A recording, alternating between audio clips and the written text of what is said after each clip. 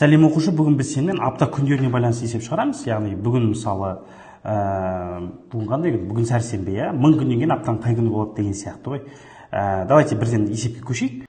Биллдің ништан басты ерекшелігі ол жерде логикалық есептер өте көп кездеседі. Біз бұрынғы тесттердің анализ жасай отырып байқағанымыз 70-80% логикалық есептер екен. Енді сол есептер бойынша біз 20-дан аса тақырып құрастырдық. Сол тақырыптар бойынша арнайы видео курс дайындадық. Сабақтардың ұзақтығы 10-12 минут және соған байланысты тест тапсырмалары беріледі. Оны алу үшін төмендегі номерге жаза кетіңіз. Біз сіздерге жеңілдікпен ұсынамыз. Мысалы, бүгін сәрсенбі болса, 222 күннен кейін аптаның қай күні болады? Бірінші, бүгін сәрсенбі болса, неше күннен кейін қайтадан сәрсенбі болады? 7 күннен кейін, өйткені бір аптада 7 күн бар. Одан кейін неше күн? 14 күн. Одан кейін 21. Одан кейін сөйтіп 7 қосылып кете береді. Демек, 222-ні мен аламда 7-ге бөлем. Өйткені бір аптада 7 күн бар, 7 тәулік. 7-ге бөлетін болсам, так 3-тен берем, 21, азайтам, 1, 2, 1-ден берем.